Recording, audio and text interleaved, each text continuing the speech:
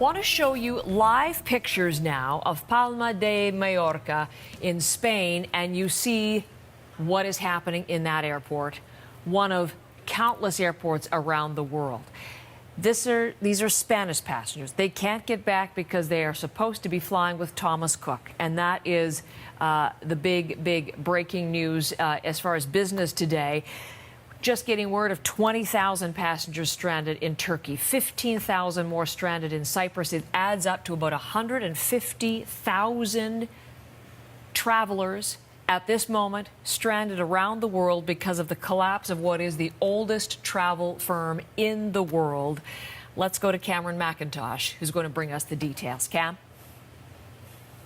Well, Heather, the numbers behind this are absolutely staggering. For the UK, it's 150,000 travelers stranded. Globally, it could be more like 600,000 travelers. So think about the population of Hamilton. That's what's underway right now, the efforts underway to get Thomas Cook travelers back home. Now, anyone that was going to be traveling with Thomas Cook on a holiday has had their holiday canceled. The focus, of course, getting those people back. So what does that entail? Well, from the British side of things, they've leased 45 aircraft from around Europe and Asia to come to the UK to go and get people. The largest repatriation of people in the UK since the Second World War. It's absolutely huge. As for how long it could take people to get back, right now they're saying that people should get their vacations. So if you were supposed to come back on Thursday, they're endeavoring to bring you back on Thursday, although they say there could be some delays in all this. So that's causing a lot of anxiety for people. Today we had a camera out in Spain. They caught up with some passengers in the airport that weren't getting much information at all. Here's what they had to say. Nightmare, stressed. Not what we wanted really before going home. So, but what can you do? Other people have lost their jobs, so we're not as bad as some other people. So no one has phoned us, no one has emailed us. We've had to find out just when we've arrived. And of course, when it comes to leisure travel, Thomas Cook is the oldest company in the business, 178 years. This morning, it's insolvent. On the business side, let's take a look at the factors that led to this collapse. What happened here, Cam?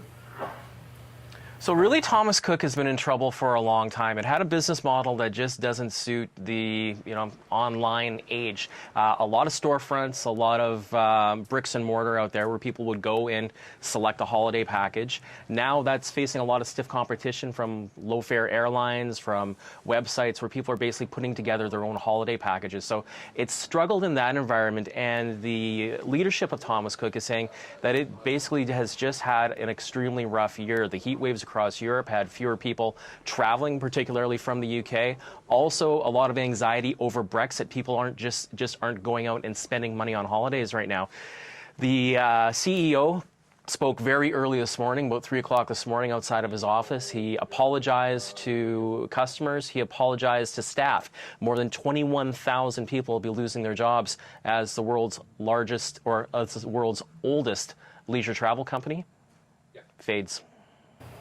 Thomas, thank you very much, Cam. Really appreciate that. Cam McIntosh with all of the details out of London this morning. Travel firm Thomas Cook has shut down, leaving hundreds of thousands of travelers stranded around the entire world. A live look now at LAX this morning. One of the company's 4 airlines flew out of LAX from Terminal 6. British aviation authorities say the 178-year-old firm collapsed after failing to secure rescue funding. More than 600,000 people had booked through the company, and officials are now stepping in to bring home 150,000 British customers who are stranded abroad. Awesome. 7:36. No, it's 6:36. It's still Monday morning. Good morning, Raj and Mike. It's definitely Monday morning with that one. All right. Thanks very much. Mondays myself. Morning, Michael. How are you? I'm fine, thank you. How are you, Roger? I have no complaints. Did you watch the Emmys last night? No, I did not.